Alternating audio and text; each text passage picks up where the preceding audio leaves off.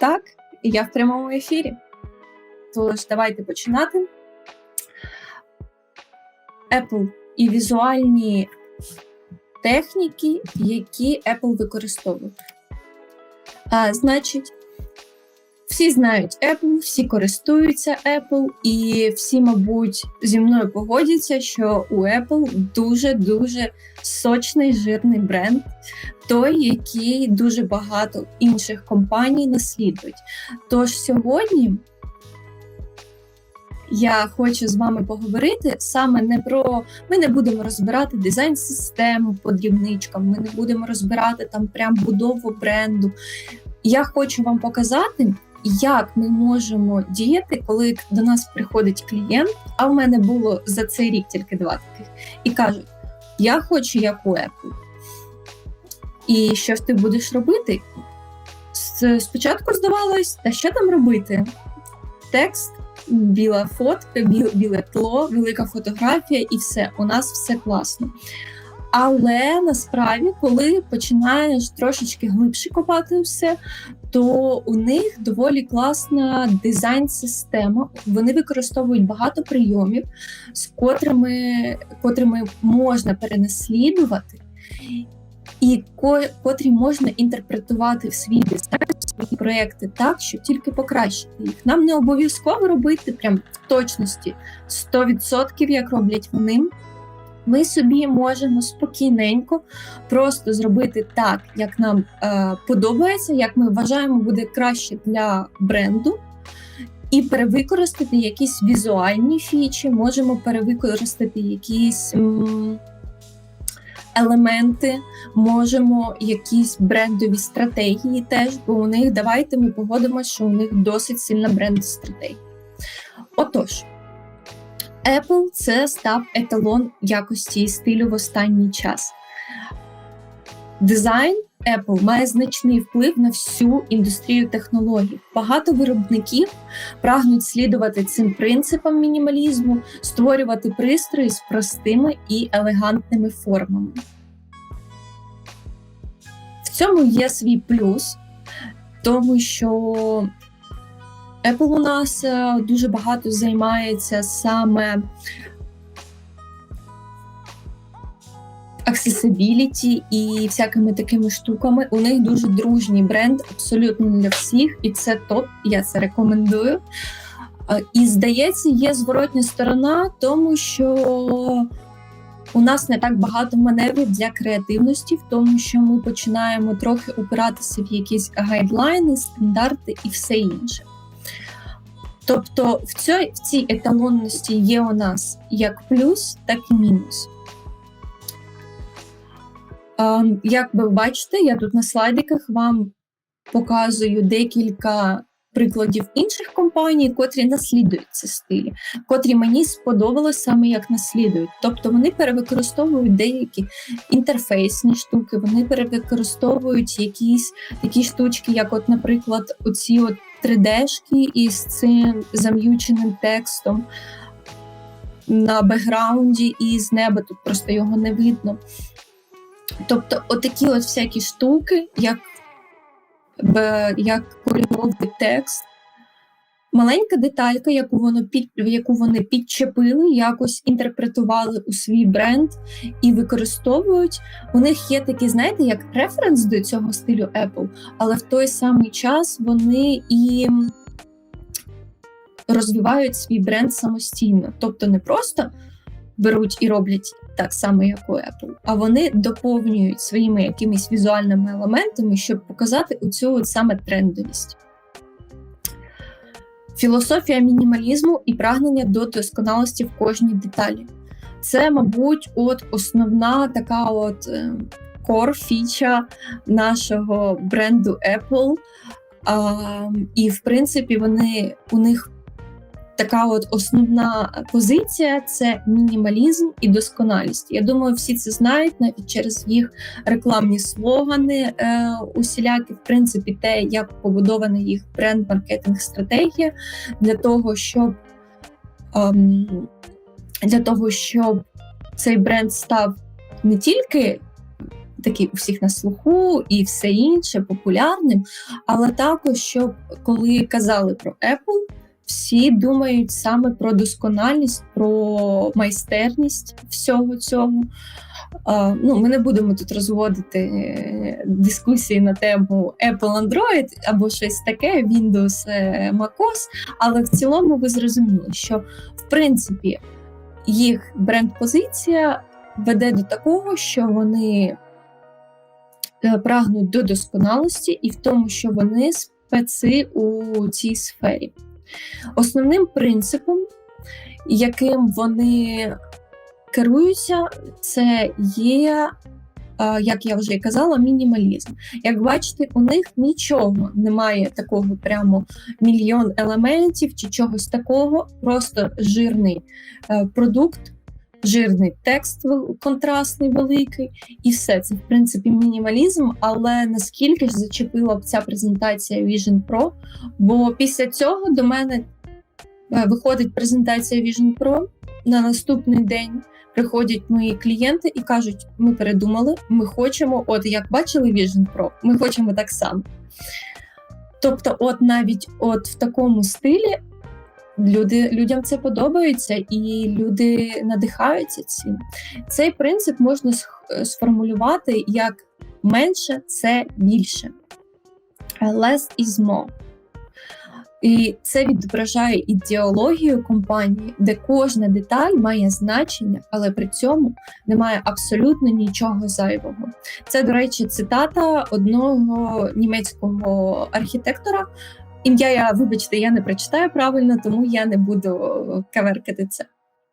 Отож, а тепер давайте пройдемося по всім нашим таким атомам, дрібненьких елементам, які створюють сам стиль і які впливають на візуальне сприйняття нами матеріалу.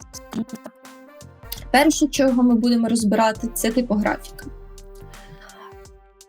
Якщо ви уважно продивитеся всі сайти і всі інтерфейси, то основним накресленням, яке використовують, є саме від Regular до Semi-Bold. Вони, як правило, не використовують дуже жирні накреслення, тому що їх складніше читати, а Semi-Bold, він якраз дає акцент необхідний, але при тому читабельність в ньому краще. І вони не те, що прям радять, а прям кажуть, не використовуйте шрифти, у котрих накреслення нижче за Regular, тому що їх важко читати. І я це підтверджую, як людина із поганим зором, що у Apple я можу все добре прочитати, там навіть щось прищурюватися, але в принципі мені цього вистачає. Але коли іноді заходиш на інші сайти, і там дизайнер використав шрифт там light, то все, я вже цю інформацію не прочитаю. Тому це, як я вже казала, вони багато працюють над доступністю своїх девайсів, своїх систем, своїх продуктів, і тому вони прийшли ось до такого середнього значення від Regular до Semi-Bold. Хоча такий невеличкий інсайт, я зараз дивлюся, що в тренди виходить uppercase, прямо bold, жирний, з таким яскравим акцентом, але знову ж таки, ми можемо брати якісь best practices і інтерпретувати їх по-своєму у свій дизайн, і тоді у нас все буде, ми і хайлайтнемо наш бренд, але в той самий час ми зробимо невеличкий референс до цього всього стилю Apple. Стосовно ієрархії, у них дуже-дуже така сувора, можна сказати, ієрархія. Я спеціально продивилася інтерфейси і звернула увагу на сайти. У них зазвичай жирний великий заголовок і потім боді-текст. Вони не використовують просто боді-текст, рідко там бувають виключення, але у 90% це великий тайтл жирний і бодік. Там є питання в чаті, чи говоримо ми зараз про продукт чи про веб. Ми будемо говорити, в принципі, в цілому і про продукт, і про веб. Я не скажу, що тут будуть прямо ми будемо розбирати якісь паттерни, але ми будемо якісь візуальні техніки використовувати, передивлятися, які є. І от якраз от минуле було про веб, а оце про продукт. Тобто і в продукті у них так само зберігається ця ієрархія, текст, боді-текст, і вже знизу кнопочка. Тобто, отак, як наш користувач іде, зчитує інформацію згори вниз, він знайомиться з тайтлом, читає швиденько цей текстик, і коли він готовий прийняти рішення, він вже натискає на кнопку. Тому не нехтуйте цією ієрархією. Якщо у вас прям задача стоїть от 100%, як у Apple, то це вам допоможе. Але в цілому можна якось використовувати інші прийоми, і на продуктах це зробити складніше, але в принципі і на продуктах ми завжди будуємо теж таку ієрархію від найбільшого, найжирнішого до найтакого меншого. Кольори. Оце, мабуть, моя улюблена тема. У них основні кольори – це просто білий, чорний і сірий. При тому, що сірий іноді, якщо так придивитися, він із домішком або з легеньким домішком, або фіолетового, або синього. Я буду робити де-інде паузи і показувати, де-інде вони використовують отакі от, додають додаткового відтінку кольорового, щоб зробити колір більш м'яким. Так. І також у них дуже класні декоративні кольори.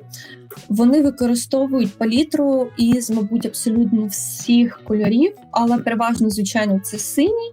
І для кожного, я помітила, для кожного продукту вони використовують якийсь свій там відповідний колір. Наприклад, для Apple Cash у них, от бачите, такий градієнт від жовтого до пастельно-фіолетового. Для Siri у них більш такі vibrant кольори, більш глибокі і більш... я не скажу, що вони яскраві, вони трошечки зам'ючені, але в цілому вони яскраві. А там в Apple Cash у них це градієнт. Тобто градієнт теж вони використовують як таку візуальну мову спілкування із своїми клієнтами. І от, наприклад, щоб трошечки, як ми можемо наш продукт розвеселити, зробити більш схожим на Apple, або і, в принципі, і сайт ми так само можемо зробити, ми можемо замість кольору, це, якщо це мечиться із брендбуком, або, наприклад, ми створюємо бренд-гайдлайни і використовуємо не просто колір, йому можна додати трошки відтінку, трошечки глибини. І далі ми поговоримо про те, як ми можемо ці кольори створювати.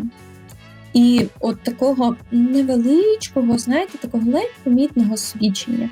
Отут вони використовують білий градієнт з цієї точки до цієї, для того, щоб дати невеликий об'єм. І про об'єм ми, звичайно, теж поговоримо. Отож, якраз ми доходимо до нашого об'єму.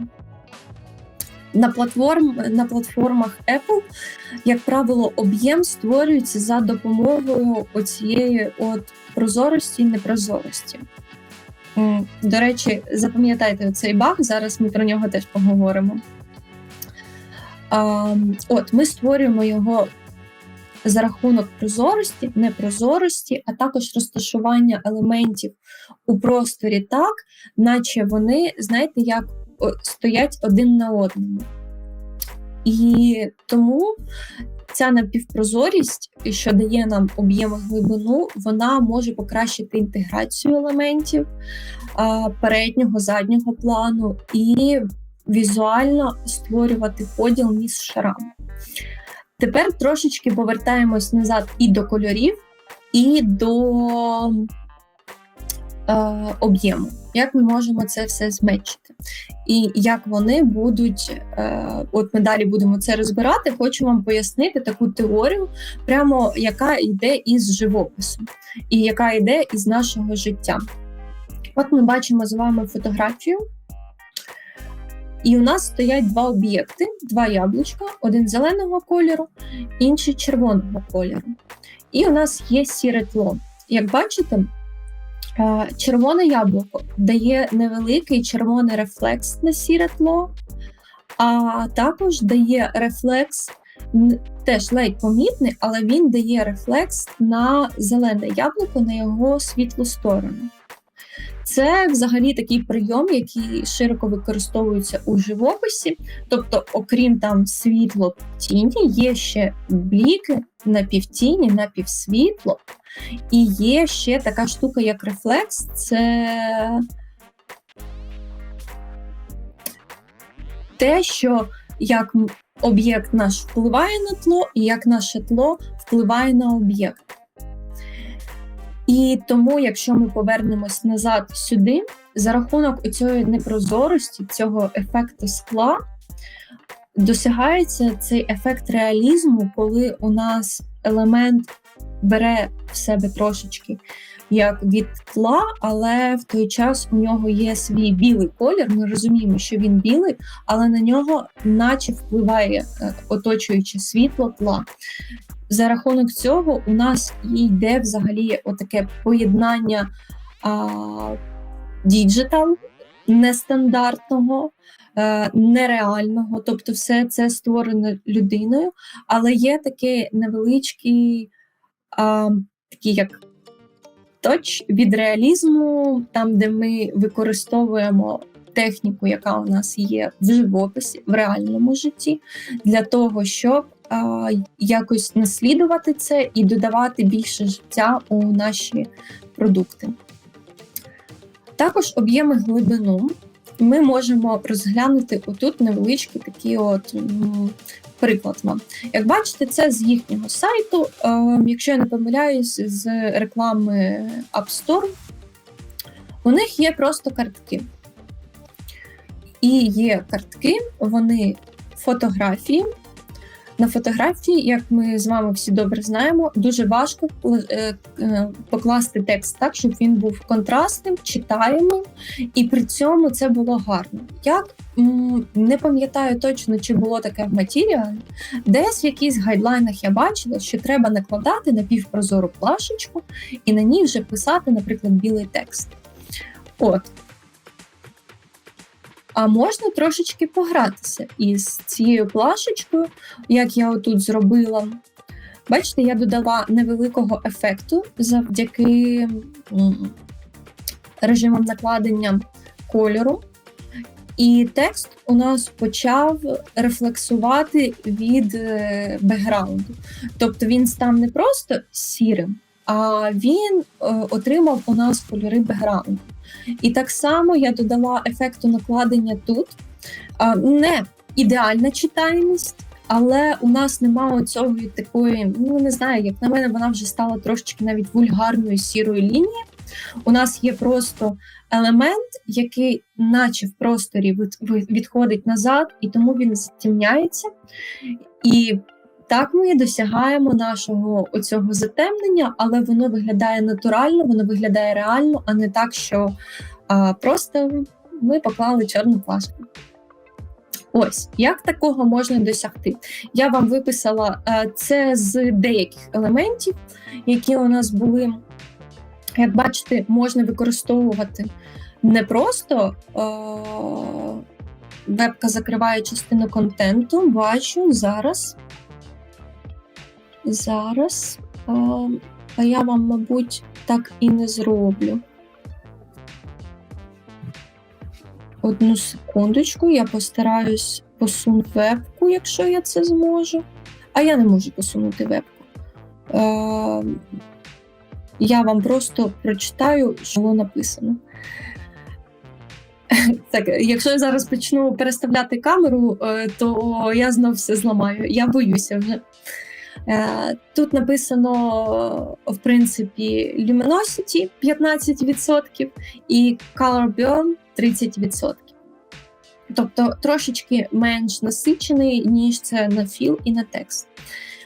Пам'ятаєте, як я вам казала, що от у нас там такий артефакт виліз із сірою незам'юченою плашкою?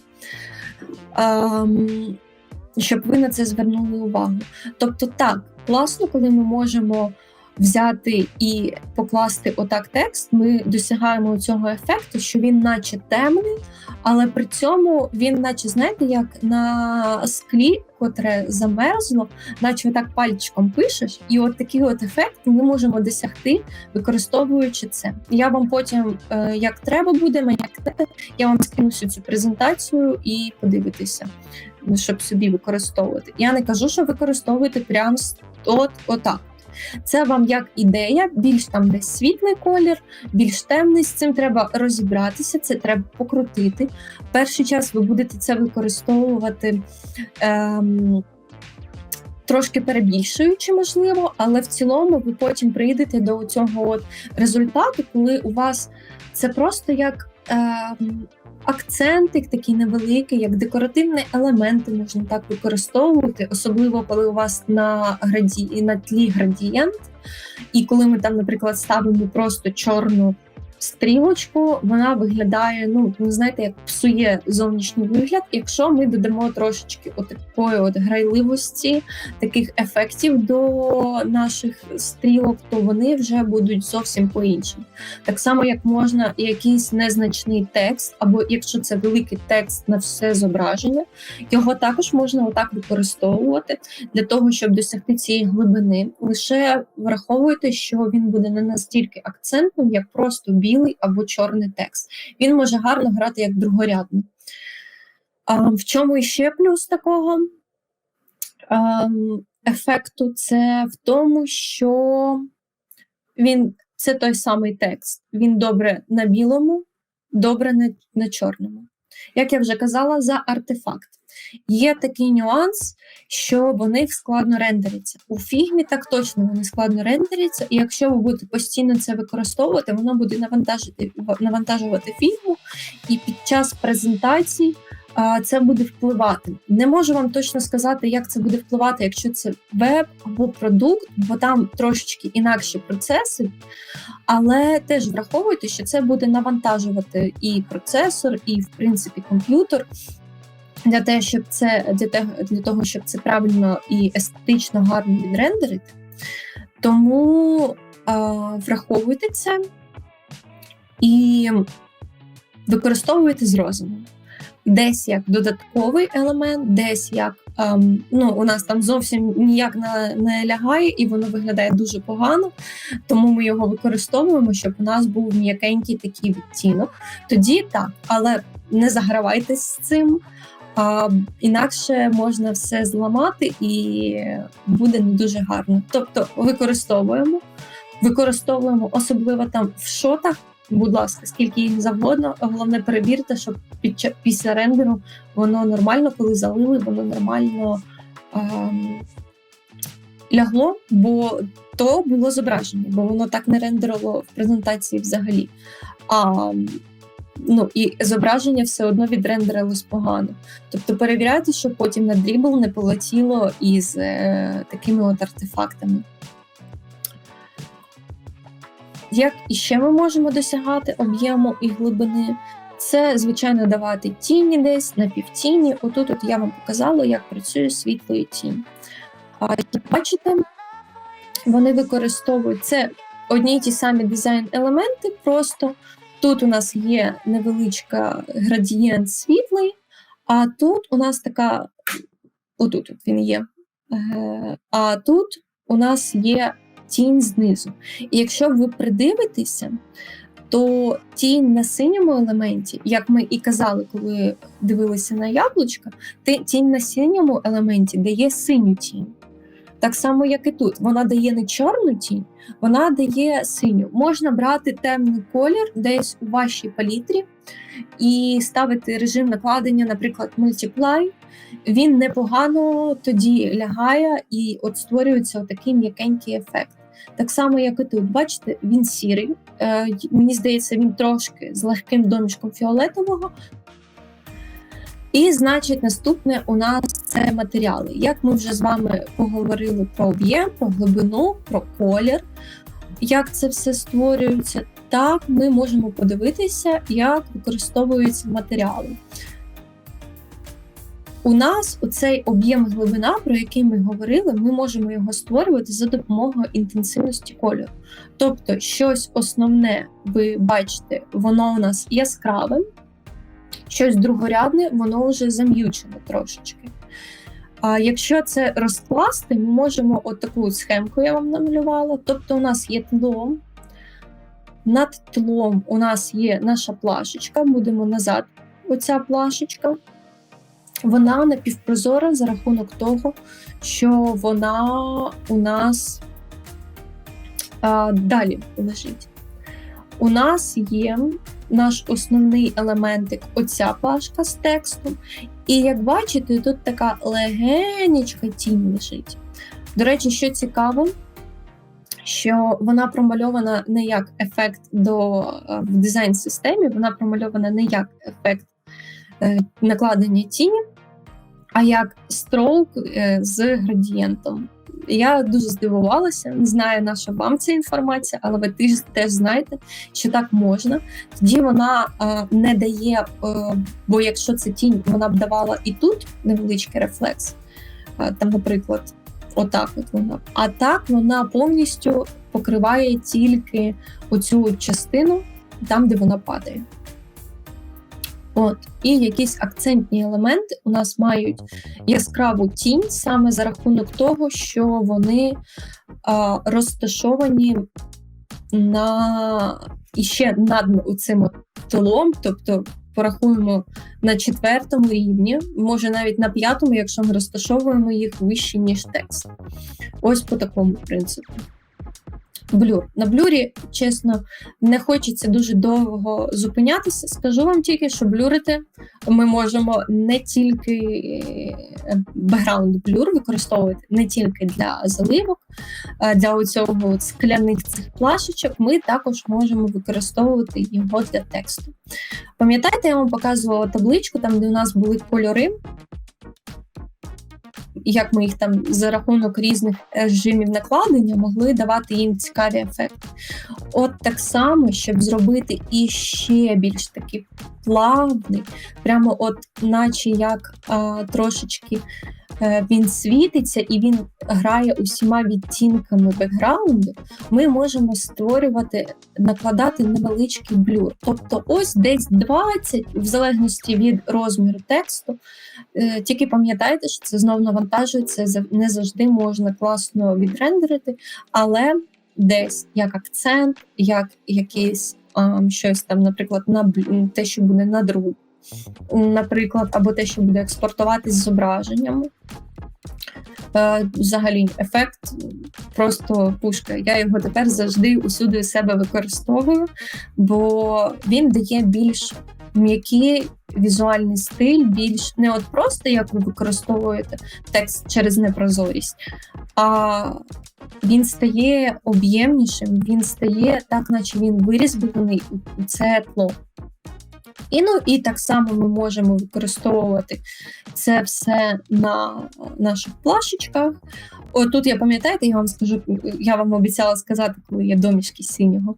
Отут, на чорних плашках, вони використовують прямо чорний колір із синім накладенням. Тобто, щоб у нас колір був більш-менш холодним, тому що теплі відтінки, вони будуть давати брудний колір ближче до коричневого, а синій буде переводити його у більш фіолетовий відтінок.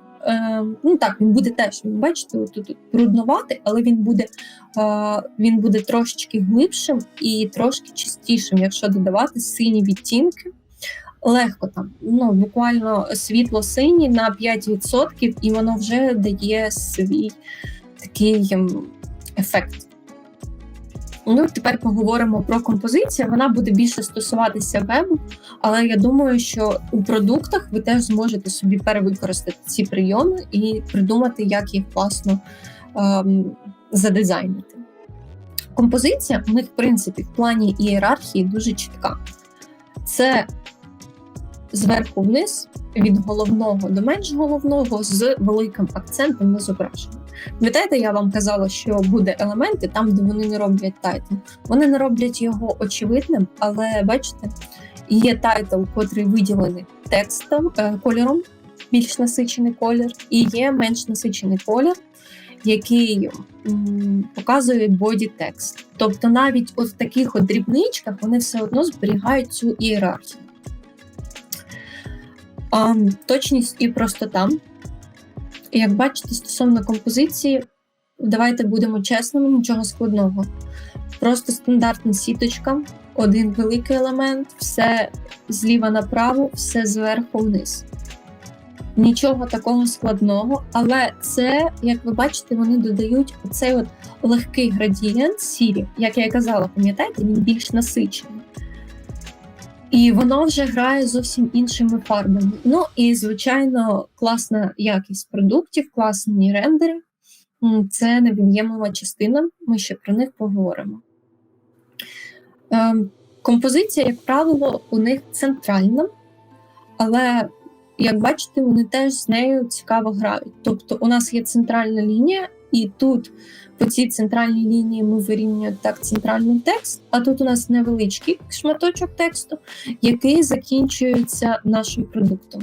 Мені, якщо чесно, здається, що ми це придумали в наших шотах і ще до того, як Apple це почало юзати, так що задумайтесь про це. І так само використовувати градієнти із цим білим кольором. Особисто мені дуже подобається цей ефект. Тільки зверніть увагу, що вони використовують градієнт не отак от. Тут синя точка, тут рожева точка. Вони кладуть його під кутом, і він також, наче оце падаюче світло рожеве, на тінь, тобто на текст. Тобто те, як ми з вами говорили, ми дивимося, як роблять це в природі, як це відбувається в житті, і намагаємось наслідувати ці стилі, і тоді воно буде прикольно використано. Вони це використовують в своїх елементах, і саме за рахунок цього у них виходить такий чистий, акуратний дизайн, але в той же час eye-catching, а не просто як, ми не будемо тикати пальцями в Material UI. Не можна центрувати, якщо більше, ніж 3 строчки. Так, дивись, Єгор, вони тут розділили це все. 2, 3, 2. Ну ладно, отут вони великий текст. Я теж не дуже полюбляю центральну композицію, але чула і не один раз і від клієнтів, що і дослідження читало, що така от композиція, вона краще, що для того, щоб сфокусувати увагу, у нас вона не розсипається, не йде по краям, а ми почали, і от у нас є точка, за якою ми слідуємо. От. І ще дуже полюбляю у них таку штуку, яку ви можете побачити на сайтах. Це бенто-сітка. Там вже в чаті можете глянути, вже понеслись дискусії стосовно того, чи можна, чи не можна центрувати більше, ніж 3 строчки. Так, заголовки 100% не можна. Ви бачите, вони їх і навіть і розбили по 2, по 3. Боді-текст, мабуть, якби вони тут вирівняли боді-текст отут по цьому краю, це було б іще більш дивно. Це, мабуть, уже знаєте, коли розумієте, що інакше ніяк, то треба просто дивитися, як виглядає естетично привабливіше. Коли не можеш вирішити, і є якісь гайдлайни, котрі сперечаються. Так от, бенто-сіточка. Вона відноситься до, є такі торти бенто, точно не знаю історію походження назви, Можете почитати, якщо вам цікаво. Але бентосітки – це отакі як кубики, котрі накладаються один на одного. Тобто у нас нема простору, у нас все заповнено цими різними фреймами. І як бачите, вони їх використовують у різних форматах, вони можуть мати абсолютно різні, приблизно різні стилі. Мені подобається це комбінування градієнтів і темного тла. Класно, і наприклад, на темному тлі використовуються градієнти або якісь кольорові акценти. І ще це такий простий варіант бентосітки. Ось іще є приклад. Тобто ми можемо не просто брати 1, 2, 1, 2, 2 в такому форматі, а ми можемо просто грати з простором так, щоб у нас він заповнювався. Оце те, що ми називаємо карточний дизайн. Я чула така у нас в студії, так точно я чула такий вираз. Будемо тепер грамотними називати це бентосіткою. І з нею можна експериментувати, грати з нею як завгодно. В чому плюс? В тому, що вона дає простір для того, щоб групувати елементи більш лаконічно, більш зрозуміло.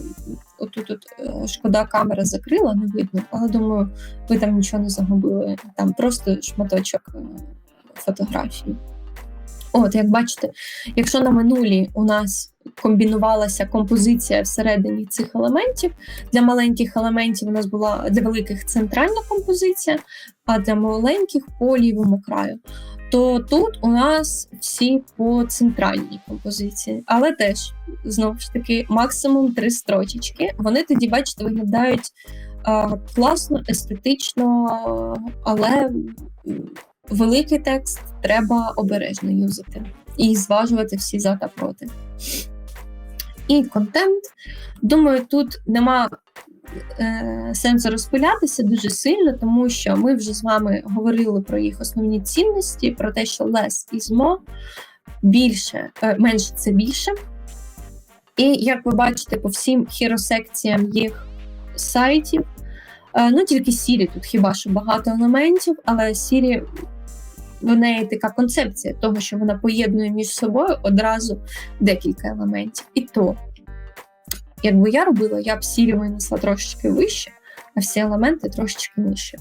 Тобто дати спочатку акцент на Siri, а вже потім на всьому іншому. І для всіх інших так само. Apple Cash – назва, продукт. Siri – назва, тут ми поговорили. Vision Pro – назва, продукт. До речі, я сказала Siri і сподіваюся, нічого не зламалось, бо вона подумала, що я з нею розмовляю. І другою їх якоюсь такою основною рисою це є якість контенту. Це всі рендери у нас high quality, високої якості, вони всі деталізовані, але в той же час ми можемо просто прослідкувати, наскільки вони акуратні і мінімалістичні, у них немає нічого зайвого, у них вони прям такі, знаєте, що тішать око. І в цей час вони також використовують якомога менше елементів, коли саме хайлайтять продукт. Тобто буде у нас потім час, ми пояснимо про це, а спочатку, особливо на маркетингових сайтах, найкраще це просто дати користувачу, покупцю, насолодитися цим вашим продуктом, показати його у всій красі, дати йому якийсь маленький такий текстик, і на цьому все. А далі вже розповідати про якісь там елементи, які будуть далі. Про розповідати, давайте поговоримо трошечки про мову. Ми далі будемо дивитися відео. І тепер, поки зверніть увагу, я наскрінила декілька отаких тактів. Зверніть увагу, наскільки мова саме їх бренду, це не про там якісь ми найкращі, ми все інше. У них вона дуже складна, знаєте, що 3 абзаци того, який наш корпус, оцей ось міцний, які елементи, яка там вся таблиця Менделеєва, яку ми тільки можемо помістити в той тайтл. Ні, вони короткі, вони прості. Міцний звідусіль. Нічого складного в цьому нема. Ти розумієш, що він міцний, але в той час вони дотримують і хайлайтять ці стандарти якості. Тобто прокольорований наскрізь, міцний звідусіль. Створений змінювати все на краще. Тобто отакі от тайтли, котрі дуже короткі, вони швидко запам'ятовуються і вони несуть основну суть.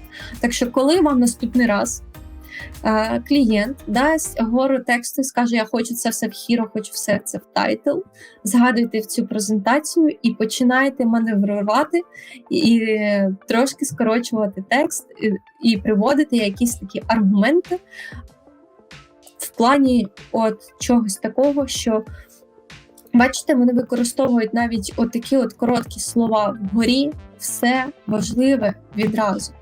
Щоб ви просто відчували цей навіть десь авторитет. І знаєте, так наче із цим не треба сперечатися, це така собі аксіома, що те, що вони зробили, це щось класне. І тут я ставлю великий лайк саме їх бренд-дизайнерам, тому що вони саме пишуть такі тексти і копірайтерам такі тексти, що вони запам'ятовуються дійсно, вони цікаві, і вони відчувається оце, знаєте, інновації, авторитет. Мені просто подобається, і навіть коли мені там треба десь щось написати, якийсь маленький копірайт-текст, і я відчуваю, що бренду це підійде, я можу використати якісь такі прийоми і трошечки змінити тон, звичайно, якщо це потім підтримується, на щось ближче до цього. Там не просто якась модалочка з таким стандартним текстом, а трошечки подумати, як ми можемо зробити так, щоб наш бренд почав говорити, наш сайт почав говорити і став трошки ближче до людей. Наступне – це анімація. Давайте ми будемо поки зараз секунду, завантажилось. Ми будемо дивитися поки анімацію, а я вам буду розказувати про основні такі паттерни. Це використовувати тонкі рухи, це обережна анімація, це у нас фокус на чомусь одному. Ми не додаємо так багато рухів, щоб у нас все прям одразу рухалось. У нас, тобто, йде рух одного елементу, він закінчив своє, рух другого елементу, він закінчив своє. Свій рух, починається рух третього елементу. І вони дуже натуральні. Вони, як я і казала, із оцими накладенням кольорів, і взагалі з такими всіми деталями, вони орієнтуються, це моя така думка, можливо, дещо суб'єктивна, але вони багато надихалися саме таким природою, саме реалізмом, тим, як воно накладається. Такий скеоморфізм нового покоління. То у анімації вони дотримуються цих самих паттернів, тому що вони так само беруть і роблять оці такі фізично правильні, тобто з точки зору фізики, коли об'єкт буде рухатися, він по інерції ще буде у нього буде проходити рух, коли він вже його закінчить. Цей баунс-ефект, але такий ледь помітний. І в принципі, коли ви сумніваєтеся, чи не багато у вас анімації вийшло, щось вас відволікає, то ми вже можемо, значить, щось точно відволікає, якщо ви задаєтесь таким питанням, значить, можна десь щось спростити, десь щось прибрати. І, до речі, я спеціально поставила курсор на центр, щоб ви могли слідкувати, як вони працюють із центральною силовою лінією. Тобто у них наче все отак віддзеркалюється від центру до країв. І так само сітка. Так. І фінальне наше – це про користувацький досвід. Скажу вам просто, не будемо там дуже поглиблюватися. Мені в них дуже подобається, що основною такою їх метою це є дизайн з урахуванням доступності. І це не просто про надання інформації або послуг для людей з особливими проблемами, як у нас, коли кажуть про accessibility, деякі можуть подумати. Це надання інформації для всіх, незалежно від їхніх можливостей чи ситуацій. Тобто accessibility, він же ж не тільки у нас про те, що люди із кольоровою сліпотою можуть неправильно сприймати текст, і тому там його треба доповняти іконками, щоб точно було зрозуміло. Це і про те, що, наприклад, людина за кермом, коли їде, вона не може користуватися руками. Значить, тут нам вже треба голосове керування. Оце дуже особливо продуктові дизайнери, думаю, вони також це використовують і всі це прекрасно знають, що ми маємо створювати дизайн абсолютно для всіх людей і враховувати їхні можливості і їхні ситуації. А також ми маємо надавати пріоритет простоті, сприйнятливості інформації, перевіряти наше кожне рішення, щоб переконуватися, що воно і не виключає людей з особливими потребами, або тих, хто може взаємодіяти з пристроєм по-іншому. На цьому все. Дякую за увагу. Сподіваюся, вам було корисно, цікаво, щось нове для себе відкрили і щось будете використовувати. Я чекаю ваші коментарі в чат, можливо, у когось є питання, можливо, ви хочете щось разом обговорити, подискутувати, бо я дивлюся, нас тут зібралося багатько людей, то, в принципі, може бути цікава дискусія, і я дивлюся, що там так і є чат.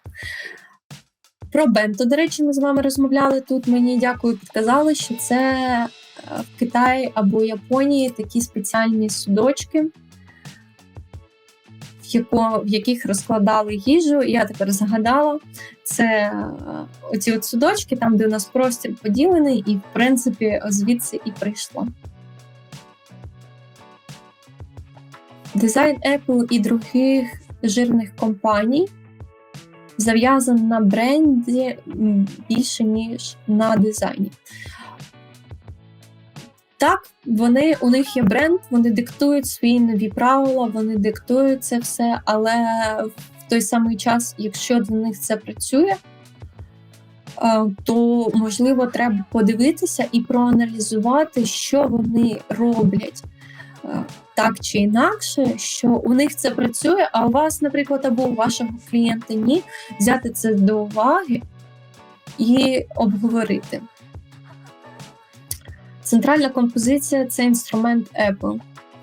Так, вони хочуть виділити продукт, а текст другочерговий.